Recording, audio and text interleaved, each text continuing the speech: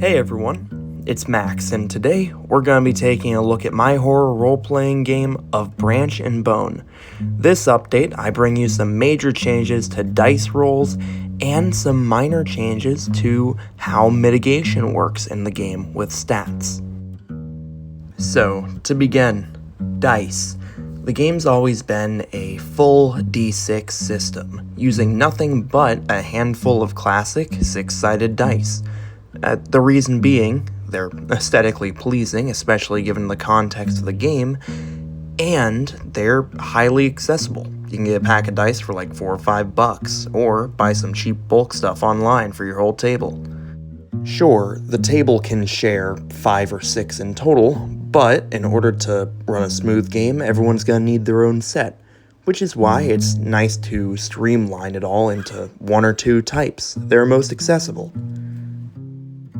So, let's get to business. What have I done over this long period between releases on videos? Well, for one thing, the entire game has pretty much been rewritten, not from the ground up.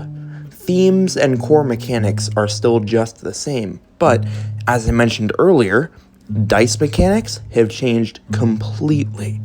So, one of my main focuses has been to make the dice rolling and actual tactile gameplay feel a bit more interesting, give players a bit more agency as to what they can do, because it has a typical distribute stat onto the needed action, much like practically every other RPG.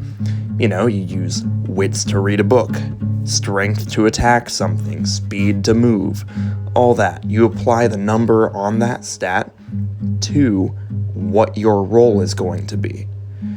You see, in Branch and Bone, the original concept was to have it so that each individual point on your stat correlated to 1d6 that you roll. So, 2 is 2 dice, 3 is 3 dice. You get the idea. Now, I wanted to go ahead and take that a little bit further with a bit of a dice game approach to it. A bit of prior knowledge. There are 2 types of skill checks in this game outside of actually fighting things. There are non-challenges, and there are challenges, both of which function pretty much identically. However, challenge rolls are oftentimes more dangerous actions that can result in negative effects, meaning there are certain changes to the dice game rules that have those negative effects and make you more likely to lose if you're not prepared.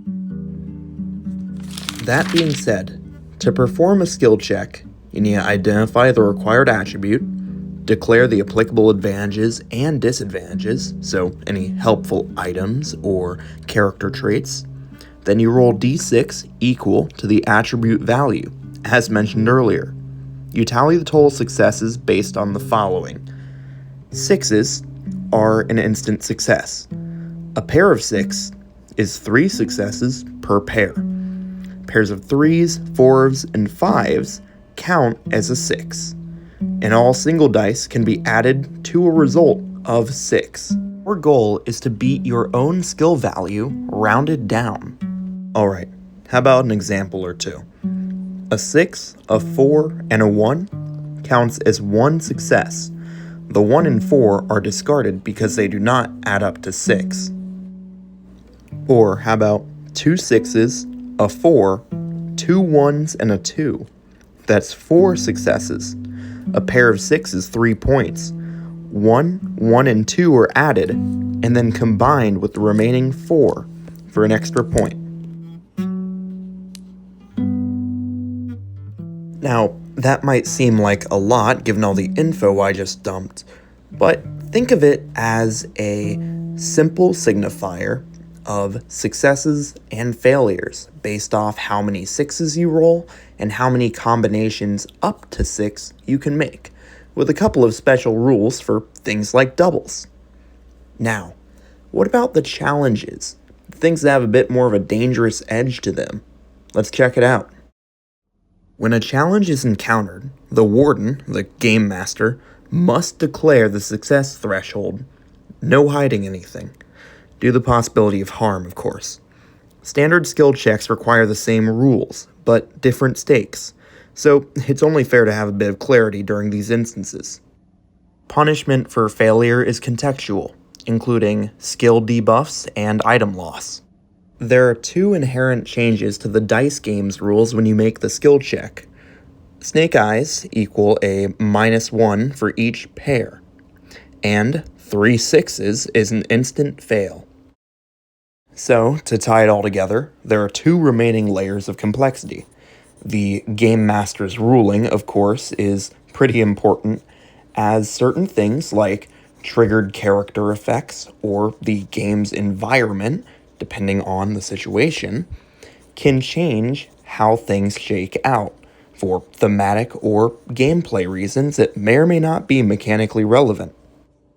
The second layer of complexity to this dice game is something that I haven't completely finished yet, and it's a balancing system that wavers throughout the course of the game for each player individually. It's called stress and strain. Now, your 3 stats in this game are vitality, stability, and proficiency. Stress and strain affects vitality and stability. It is a teeter-totter between mental and physical stress that changes throughout the game as the player experiences different things and makes different decisions. It's very vague, I know, but it's something that will be very relevant in the future and especially during gameplay. It'll shake things up a bit with all kinds of effects that even I haven't finished working on.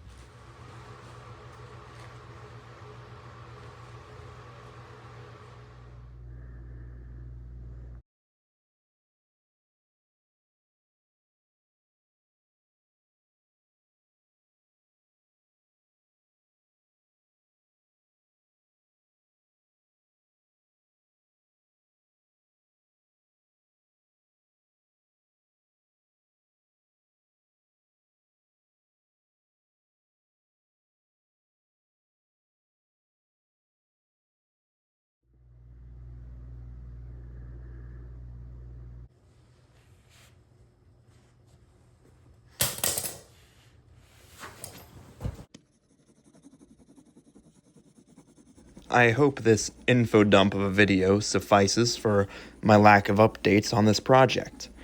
I'm working on a whole bunch of other things right now, primarily a new tabletop game that I'll actually get to publishing within the next year. I'm very excited for it, and even more excited for you guys to get your hands on it. But, all the same, I'm equally as excited to talk about this game.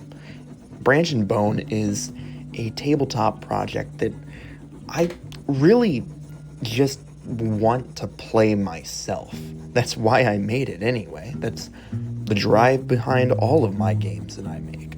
They're games I want to play because no one else has made them. Something to bring everyone together and have a shared emotional experience. Now, the whole thing with Branch and Bone is, in particular, horror. A specific kind of folk horror.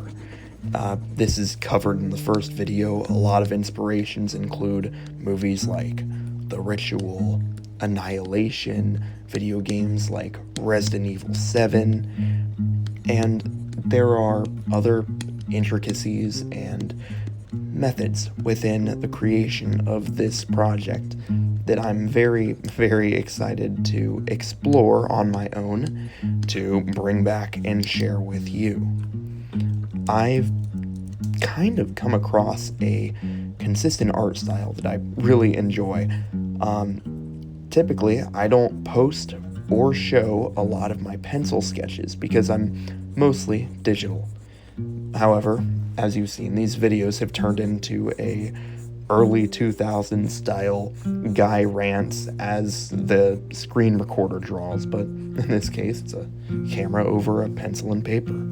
I hope you've liked that because all of this stuff is art that I'm going to be scanning in for the official book at whatever point that decides to come out in the next decade.